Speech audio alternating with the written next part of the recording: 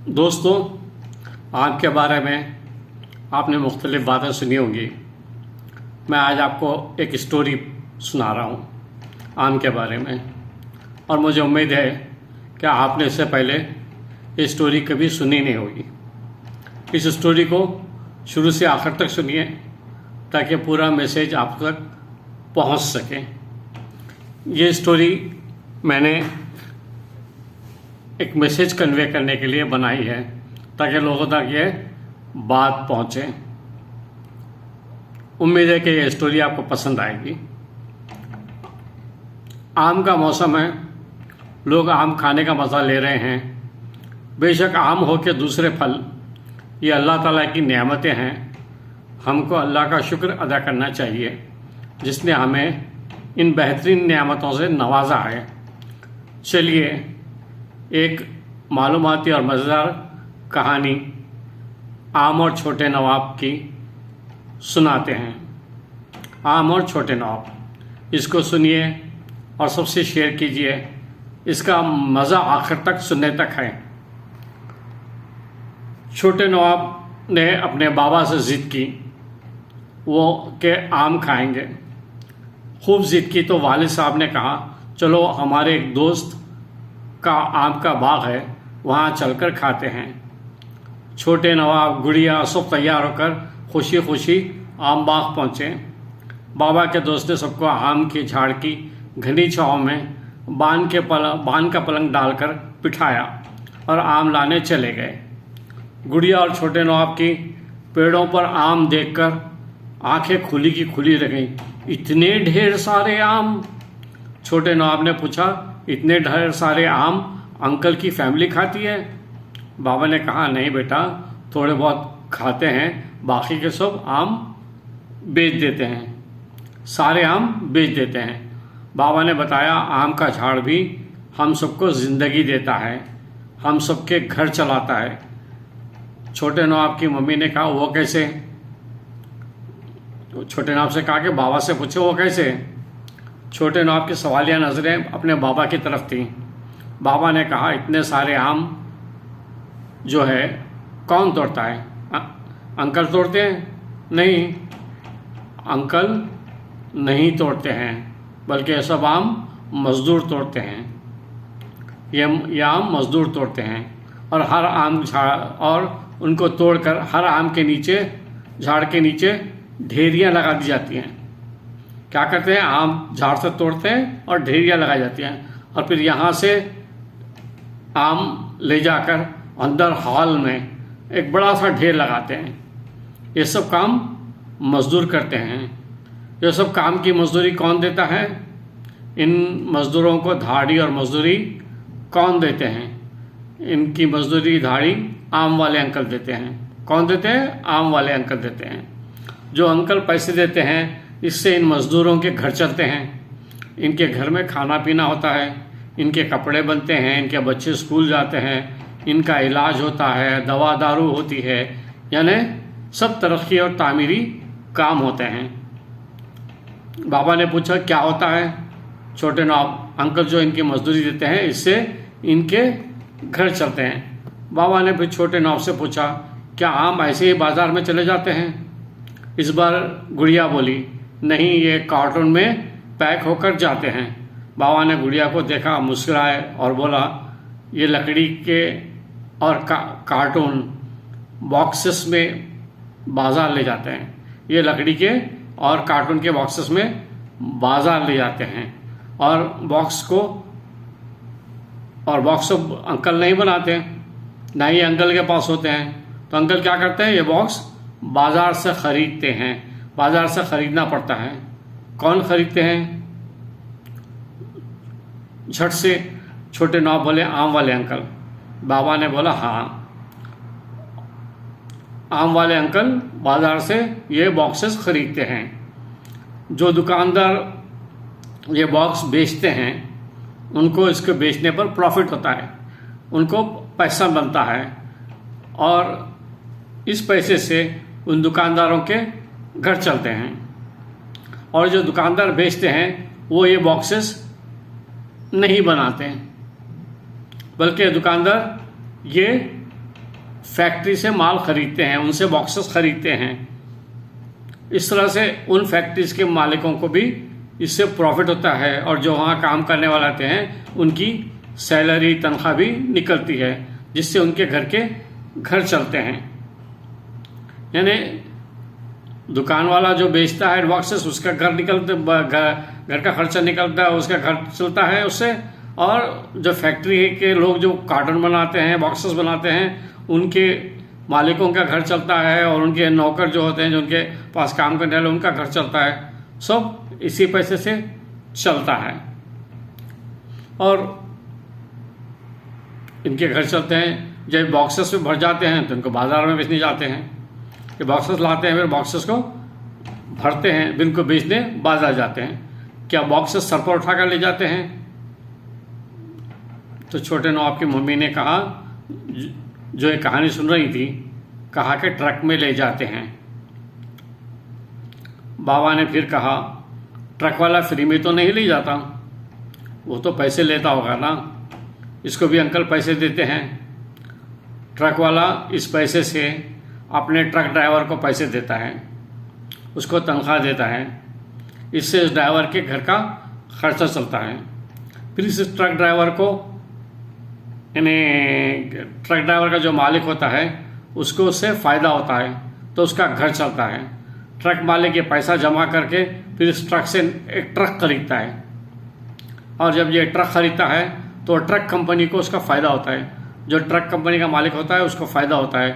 जो ट्रक बनाने की कंपनी में जो लोग काम करते हैं उनको फ़ायदा होता है। इस कंपनी के मालिक को फ़ायदा होता है, उसमें जो लोग काम कर रहे हैं उनको भी फ़ायदा होता है। सबकी तनख्वाहें निकलती हैं, सबको तनख्वाह दी जाती है, सबके घर चलते हैं। छोटे नवाब ने पूछा, इंजीनियर्स की भी कंपनी में इंजीनियर्स भी काम करते होंगे ना, तो उनकी भी सैलरी भी निकलती है इसमें से? बाबा ने कहा, उनके भी पैसे निकलते हैं। इस ट्रक वाला जो ट्रक खरीदता है, इससे इन इंजीनियर्स की तनख्वाह निकलती है, और इस कंपनी में जो लोग मजदूरी कर रहे हैं उनकी भी तनख्वाह निकलती है। और ट्रक खाली तो ऐसे ही नहीं चल जाता, ट्रक में जो है ऑयल डालना पड़ता है, ट्रक में डीजल डालना पड़ता है, टायर चाहिए। इन सब को, ये सब कंपनीज जो है, ये जो सब कंपनी से टायर का, वो जो ट्रक का मालिक है वो क्या करता है, इन सब कंपनी से माल खरीदता है, जिसकी वजह से वो कंपनी के लोगों के मालिक का घर चलता है, उस कंपनी के लोगों का घर चलता है, उस कंपनी के जो मुलाजिमीन हैं उनका घर चलता है, उनकी रोटी दाल चावल चलता है। इन्हें रोटी दाल चावल सब निकलती है और उनके घर चलते हैं। सडनली जो है छोटे नवाब बात काट कर कहने लगे कि बिरयानी भी निकलती है, नहारे भी निकलती है और कबाब भी निकलते हैं। बाबा हंस पड़े, फिर कहा, जी। बाबा हंस पड़े, फिर कहा, यह माल जाता है होलसेल मार्केट को। यानी जब अंकल इसको पैक कर देते हैं, बॉक्सेस में डाल देते हैं, तो फिर ये माल कहाँ जाता है, होलसेल मार्केट को, जहाँ अंकल माल बेचकर पैसा लेते हैं। यानी अंकल होलसेल मार्केट में माल ले जाते हैं और वहाँ ये पूरे आम बेचकर उससे पैसा लेते हैं। इससे अंकल का सारा खर्चा, जो उन्होंने मज़दूरों को मजदूरी दी, बॉक्सेस खरीदे, ट्रक का किराया दिया, ये सब का खर्चा निकलता है। फिर क्या होता है, होलसेलर ये माल लेकर रिटेलर्स को बेचता है। रिटेलर्स कौन है? जैसे शहर में मेवा बेचने वाले दुकानें हैं, यानी फलों की दुकानें हैं, और जो फल जो है, जो ठेले और मंडियों पर फल बेचते हैं, ये रिटेलर्स हैं, इनको बेचा जाता है। जो होलसेलर है वो माल अंकल से जिस रेट में ख़रीदता है उससे ज़्यादा से फ़ायदे में बेचता है। यानी अगर होलसेलर 8 रुपये में माल लिया था किलो, तो वो 10 रुपये में बेचता है। इससे इसको 2 रुपये का फ़ायदा होता है।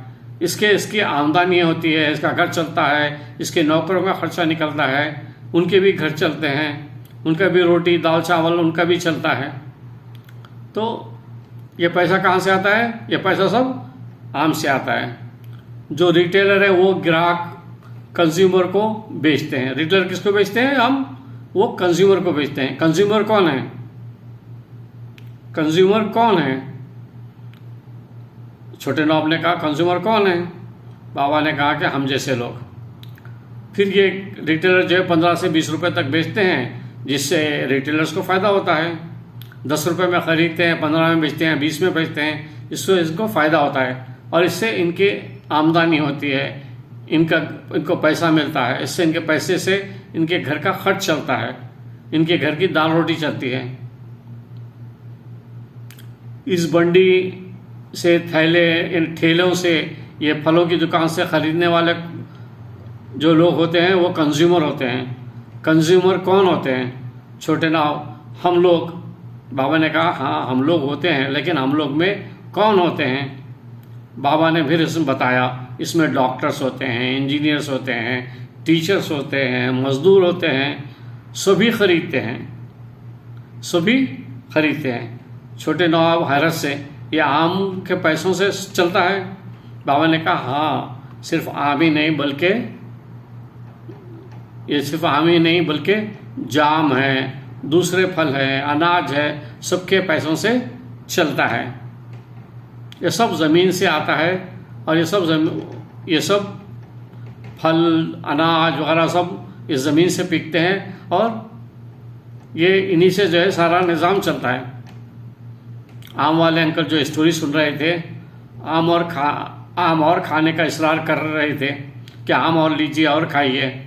फिर उन्होंने कहा हम ये आम के पैसों से घर का सामान खरीदते हैं, दाल चावल खरीदते हैं, आटा खरीदते हैं, फर्नीचर खरीदते हैं, कपड़े खरीदते हैं, हमारे बच्चे स्कूल जाते हैं, इनकी फ़ीस देते हैं, इसी पैसे से हमारा इलाज होता है, मुआवजा होता है, डॉक्टर को फ़ीस देते हैं, लाइट का बिल देते हैं, पानी का बिल देते हैं, इंटरनेट का बिल देते हैं। तो यानी सब चीज़ों का हम बिल देते हैं और दूसरे अखराजात भी पूरे करते हैं। बाबा ने कहा आम सिर्फ खाने में इस्तेमाल नहीं होता है, इसका मैंगो जूस बनता है जो आप लोग पीते हैं, मैंगो पल्प बिकता है, मैंगो बाइट्स है जो आप खाते हैं, जो आप लोग खाते हैं वो आम के होते हैं और आम का और अमिया का लजीज अचार भी इसी का बनता है। बाबा मुस्कुराए बोले इसके अलावा जैसे लोगों की आमदनी या कमाई ज़्यादा होती है, यह हद से ज़्यादा हो जाती है, यानी गवर्नमेंट ने जो हद फिक्स किया उससे ज़्यादा जो होती है तो वो टैक्स भी देते हैं। जैसे डॉक्टर्स है, इंजीनियर्स है, ये सब की आमदनी जब ज़्यादा हो जाती है तो लोग टैक्स भी देते हैं। इसके अलावा जो मैंगो बाइट्स कंपनी बनाती है या मैंगो जूस बनाती है या मैंगो का अचार है या हम बाज़ार से कोई भी चीज़ खरीदते हैं, चाहे चॉकलेट खरीदते हैं, चाहे पिन खरीदते हैं, चाहे कोई चीज़ भी खरीदते हैं, तो इस पर हम गवर्नमेंट को टैक्स देते हैं और गवर्नमेंट इससे हमसे टैक्स लेती है। चाहे वो अडानी हो या अंबानी हो ख़रीदे, चाहे वो अडानी या अंबानी मैंगो जूस खरीदे या कोई गरीब मजदूर सामान खरीदे, कोका कोला खरीदे, पेप्सी खरीदे, जो भी सामान खरीदे, इस पर गवर्नमेंट हमसे टैक्स लेती है और यह हर आदमी देता है। और गवर्नमेंट के टैक्स के पैसे से पुलिस ऑफिस में पुलिस की तनख्वाह देती है, ऑफिस में जो लोग काम करते हैं उनकी तनख्वाह देती है, जो लोग उसमें हैं किसमें मिनिस्ट्री में काम करते हैं उनकी तनख्वाह देती है, फ़ौज की तनख्वाह देती है और दूसरे इदारों को सैलरी देती है, तनख्वाह देती है।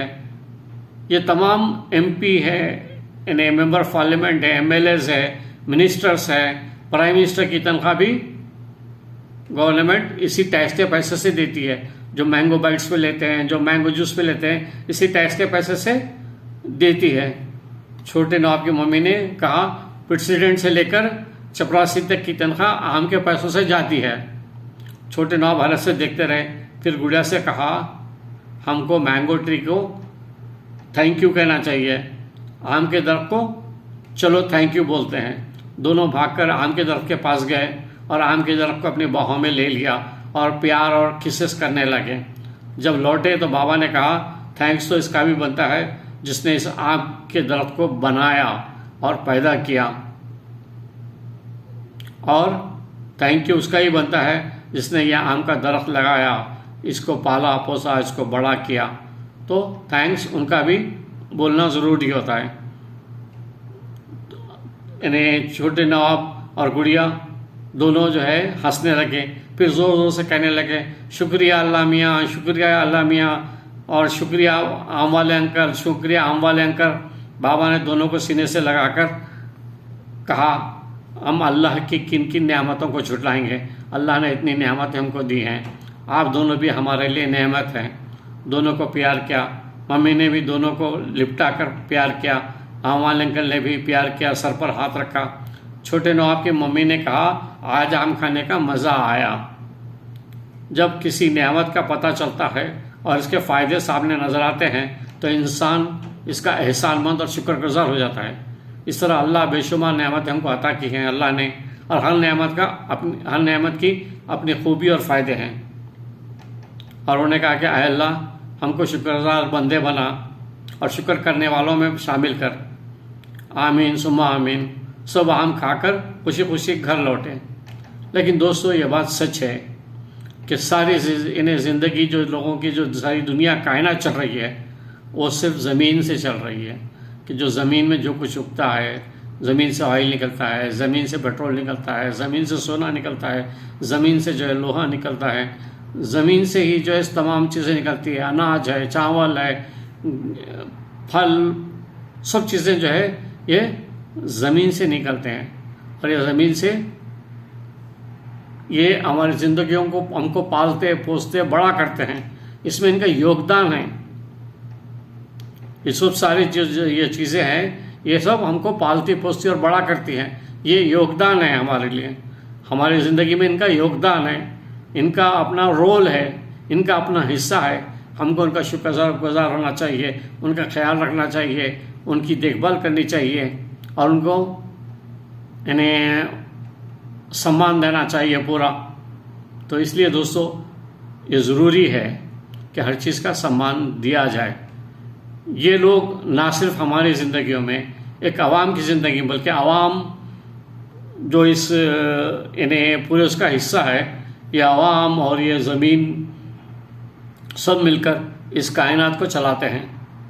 चाहे वो प्रेसिडेंट हो, चाहे प्राइम मिनिस्टर हो, चाहे सब हो, इन सब की जो सैलरी है या इन सब के घर को चलाने में इन सब चीज़ों का योगदान है। आम का भी योगदान है, जाम का भी योगदान है, दूसरे पर सीताफल का भी योगदान है, सेब का भी योगदान है, सबका योगदान है इन सब की ज़िंदगियों को चलाने के लिए। ना सिर्फ इन खाने के लिए है वो, बल्कि ये लोग आपके सैलरी भी देते हैं, आपको पैसा भी देते हैं, आप अपनी ज़िंदगी में दूसरी आशिया से भी खरीद सकते हैं इनसे।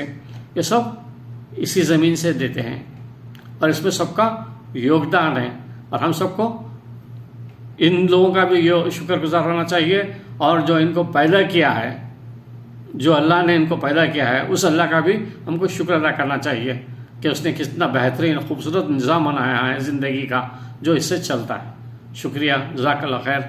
अगर आपको मेरी कहानी पसंद आई है तो ज़रूर कमेंट्स करें, लाइक करें, शेयर करें और मेरे चैनल को सब्सक्राइब भी करें। Thank you very much.